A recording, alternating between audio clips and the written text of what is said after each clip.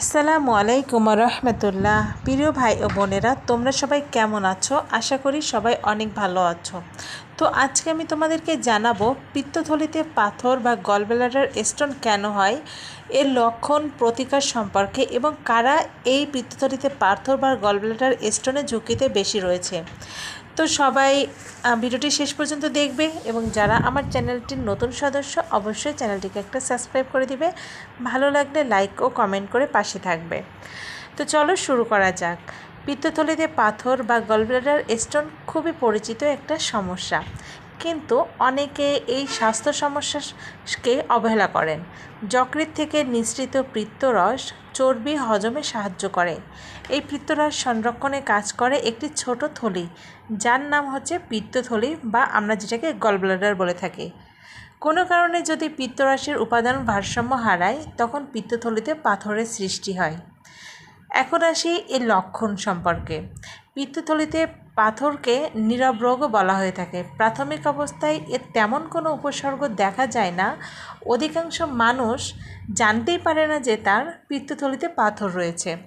তবে চর্বিযুক্ত খাবার খেলে হঠাৎ তীব্র ব্যথা, সাধারণত পেটের ডান দিকে বা মাঝখানে ব্যথা শুরু হয়।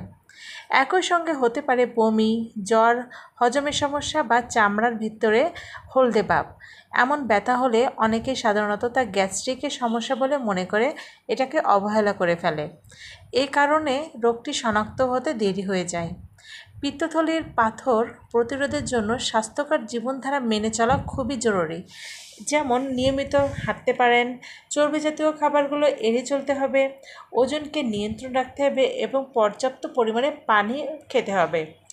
এখন আসি কারা এই পিত্তথলিতে পাথর এই ঝুঁকিতে রয়েছে এবং এটা কেন হয়। পিত্তরসে প্রধানত পানি, কোলেস্টেরল, বিলিরুবিন ও অন্যান্য লবণ থাকে।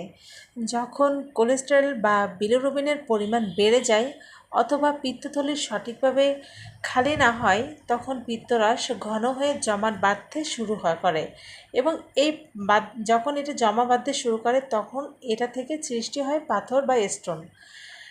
একটা গবেষণায় দেখা গেছে পিত্তথলিতে পাথর পুরুষের চেয়ে নারীদের বেশি হয়, বিশেষ করে গর্ভবতী নারী এবং 40 বয়সের বেশি যাদের বয়স হয়ে গেছে সে সকল নারী বা পুরুষ যারা কম শারীরিক পরিশ্রম করেন বা দীর্ঘদিন না খেয়ে থাকেন, তাদের পিত্তথলিতে পাথর বেশি হয়।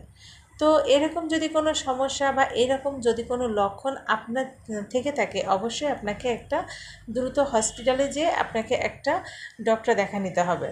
এখন আসি এর চিকিৎসা কি শুধু অস্ত্রোপচার, মানে চিকিৎসা কি শুধু আপনাকে অপারেশন করে এটাকে রিমুভ করতে হবে, নাকি এছাড়াও কোনো চিকিৎসা আছে কি না। পিত্তথলির পাথরের প্রধান চিকিৎসা হচ্ছে অস্ত্রোপচারের মাধ্যমে পাথরকে অপসারণ করা বা পাথরকে বের করে আনা। একে বলে ল্যাপারোস্কোপিক কোলোসিস্টেকটমি, যা খুব সাধারণ ও নিরাপদ একটি পদ্ধতি। এই সমস্যা এখানে অনেকেই ভুল ধারণা করে থাকে যে হোমিওপ্যাথিক বা কবিরাজের কাছে গেলে হয়তো এটাকে আমাদের ওষুধের মাধ্যমে হয়তো সেটাকে রিমুভ করে ফেলবে বা গলিয়ে ফেলবে, এমন অনেকের ধারণা হতে পারে। কিন্তু মনে রাখবেন, এতে জটিলতা কিন্তু আরও বেড়ে যায়। উপসর্গবিহীন পিত্তথলির পাথর থাকলে অনেক সময় চিকিৎসকের পরামর্শ অনুযায়ী শুধু পর্যবেক্ষণই যথেষ্ট হতে পারে।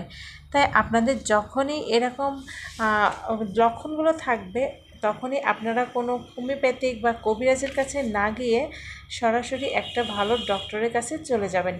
ইনশাল্লাহ আপনাদের সেটা ডাক্তার আপনাদের এমন ভালো কনসাল্ট করবে যে আপনারা সেখান থেকে একটা ভালো রেজাল্ট পেতে পারেন এবং আপনাদের পিত্তথলির যে সমস্যাটা সেটাকেও রিমুভ করে ফেলতে পারবেন। তো আজকের ভিডিওটি এই পর্যন্তই।